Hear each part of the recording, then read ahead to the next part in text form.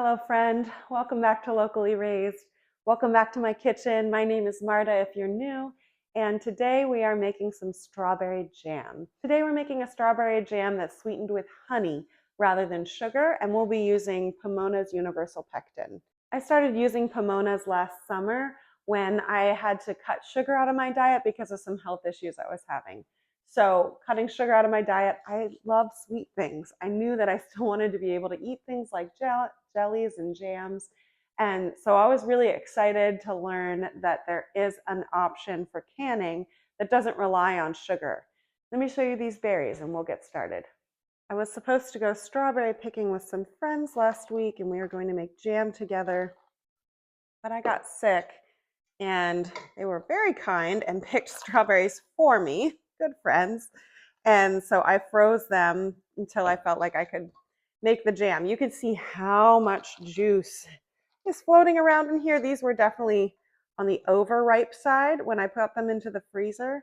I'm gonna grab my pot and start cooking these down just to help them thaw and break down, and then we'll mash them and start that jam.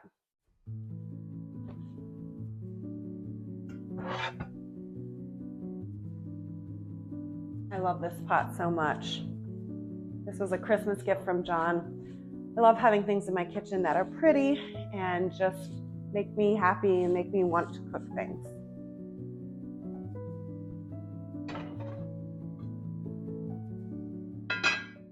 I have not measured out my strawberries, so I really don't know how much I have. I think and hope that this pot will work. Let's get them in the pot.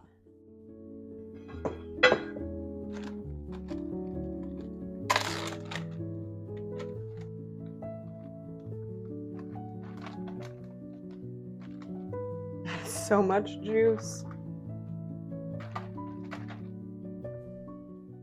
This bowl is half juice. So again, remember we're keeping all that juice in there so that we don't lose any flavor.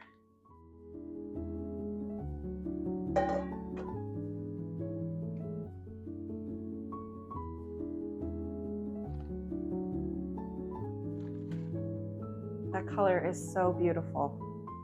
I'm going to start cooking these on low just to thaw them a bit before I mash them.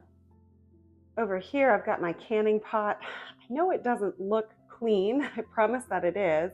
I rendered some beeswax in this pot, and I was told that whatever pot you render wax in, it will have wax forever.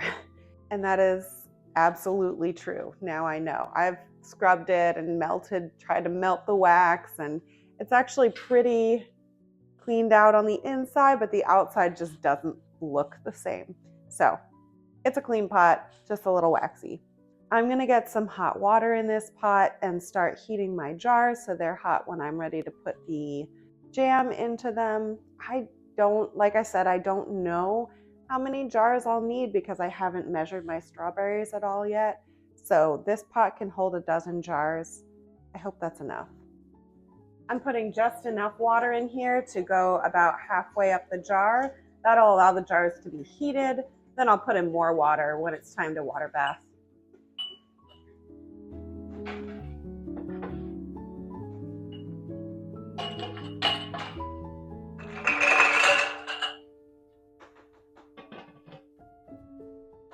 While the strawberries are thawing and my jars are heating, I'm going to take this time to mix up my calcium water.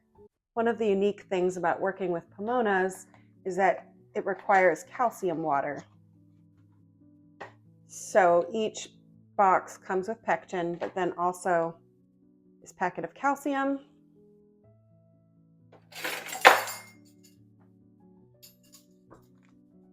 And I'll need half a teaspoon calcium plus half a cup of water.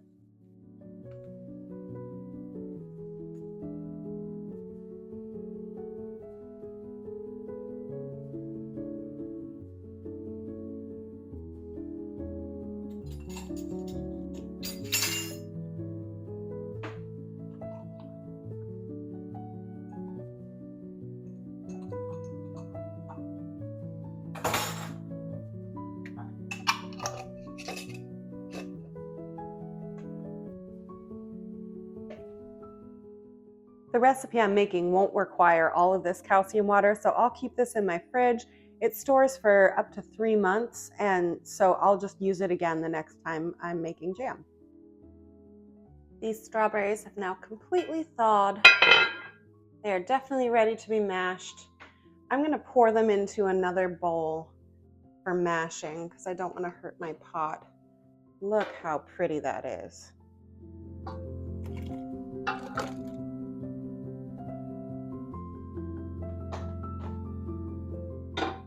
Change of plans. I was going to mash these with my potato masher. The recipe calls for mashed berries, but it just occurred to me my kids are definitely going to turn up their noses at any sort of chunky jam, and I like a smooth jam too. So I'm going to try using my immersion blender. I haven't done this for strawberry jam before, but I think that'll give me the consistency I want.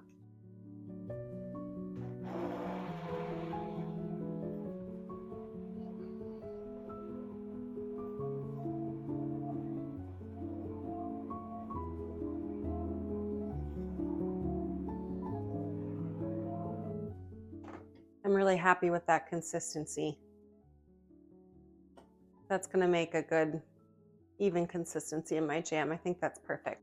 It's time to measure this out and see how much I'm actually working with. I think I hopefully have a triple batch here. The recipe calls for 4 cups, and the recipe is an online recipe. I'll link it below. I'm hoping that I'll be able to make a triple batch, and that'll give me plenty of jam.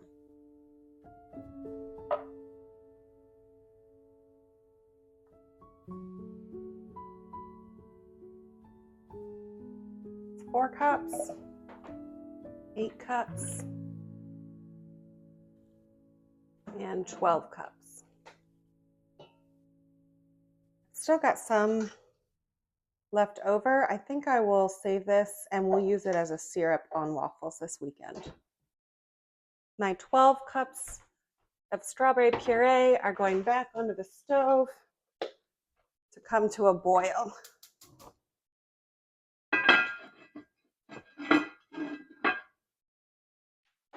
I just realized I put the lid on too soon.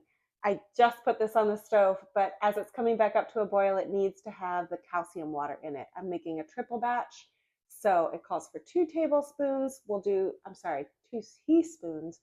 We'll do 6 teaspoons of calcium water in this before it comes up to a boil.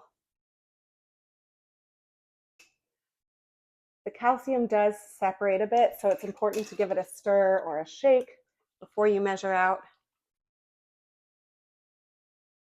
And of course, 6 teaspoons really works out to 2 tablespoons, so I'll save myself the time.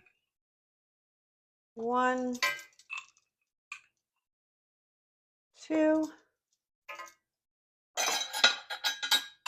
Let me grab a spoon and give that a stir.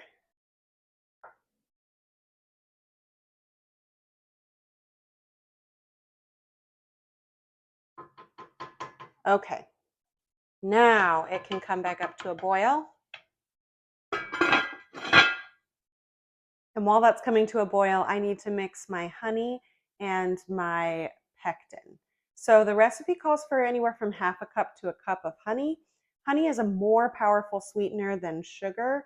I usually err on the lightest side and then taste and adjust. So I'm going to start, because I'm tripling this batch, with 1.5 cups honey, and then I'll taste and go from there. I got this honey from Azure Standard. We really do use a lot of honey in my house. We went through our last gallon jar in about 4 months. I usually like to buy from a local farmer when I can, but I ran out of honey in February. There are definitely no local beekeepers. There are definitely no local beekeepers selling honey in February. So Azure had a good supply for us. Now I'm going to add in my pectin.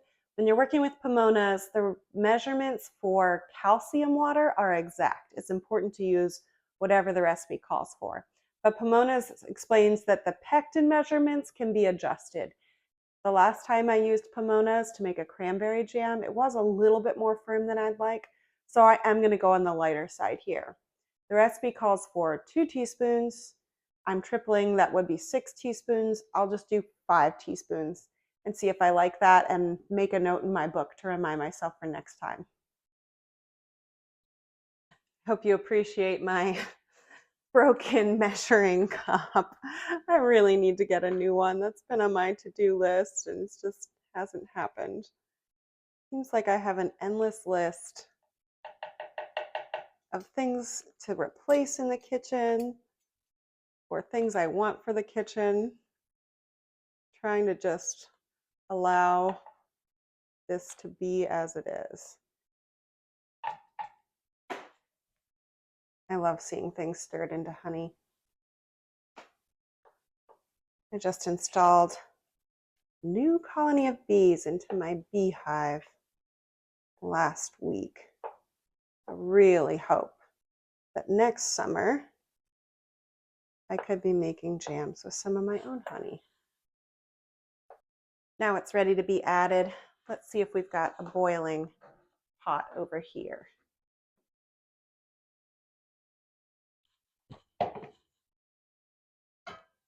Oh, yes. Wow. I'm going to add a tiny pat of butter and see if it brings down some of this foam. If it doesn't, then I'll skim it off. Just the smallest little sliver. Let's see if it does the trick. Not really. I might have needed to add it earlier. Let me get a ladle and scoop some of this off.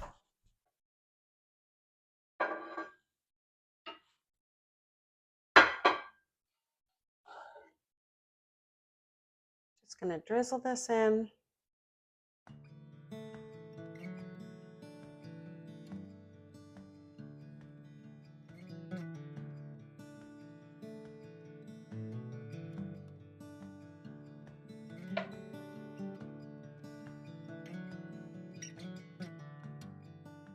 After your honey has been added is the time to taste for sweetness level. So it's important to check before you bring it up to the boil for the last time. I'm going to give this a taste and see if I want more honey.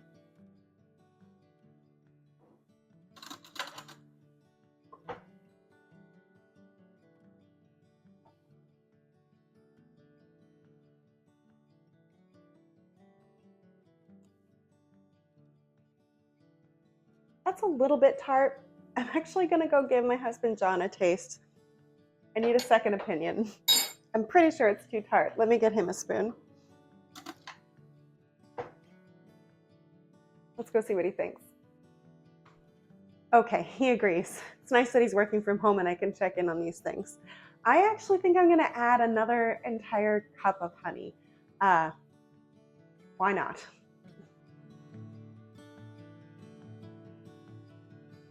Ooh, I can feel this starting to thicken with that pectin in there. It's cool.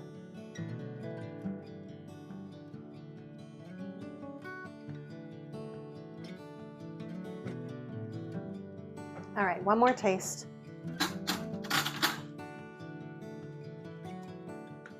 I like that better.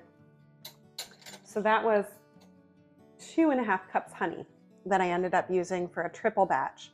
That doesn't easily divide by 3, but maybe if I were making it again, I'd roughly do 3/4 cup honey for a single batch and then go by taste from there.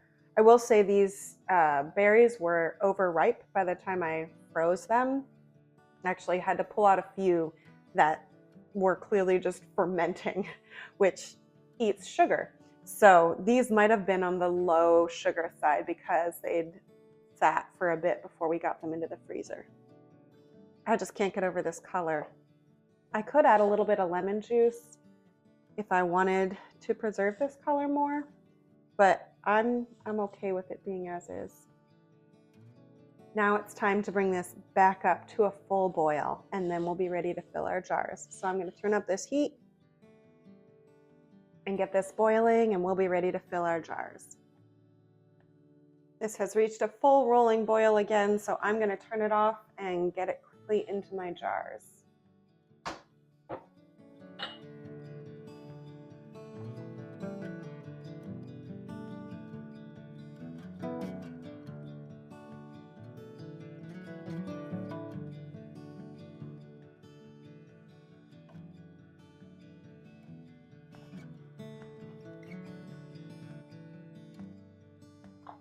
I The recipe calls for filling to a 1/4 inch headspace.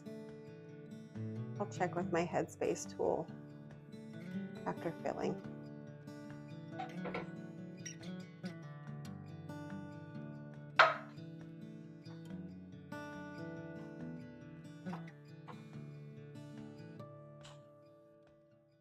I've got a bit of vinegar water in here.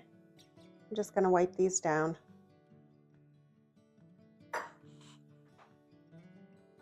Something as sticky as jelly. This is a step I do not want to skip.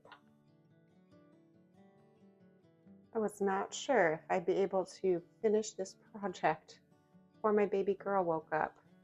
She has been sleeping for 2.5 hours.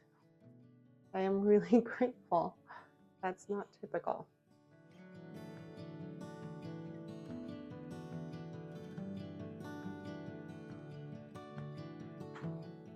I've just rinsed my lids. They're still dripping. They're new lids, so they were fairly clean, but I wanted to get them fully cleaned, and a little bit of water also helps to activate that seal. So let's get them on there.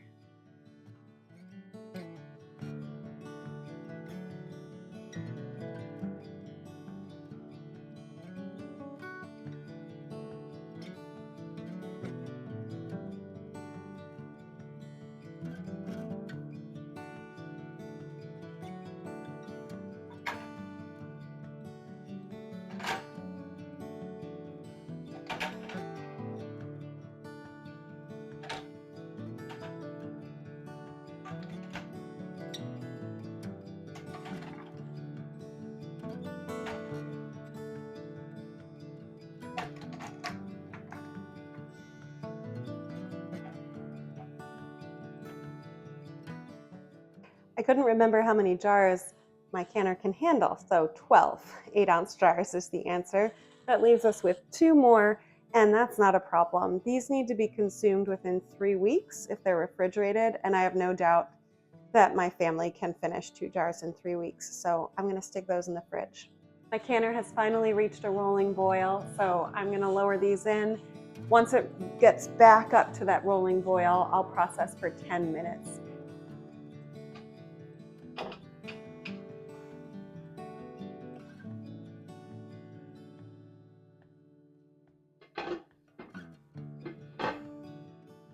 The jars have had 10 minutes to process, and the canner has also been sitting for an extra 5 minutes cooling off after I turned off the heat. So I'm going to open this up and see what we've got. I'm really hoping everything's sealed. I've been having issues with siphoning lately, and I just want all these to seal.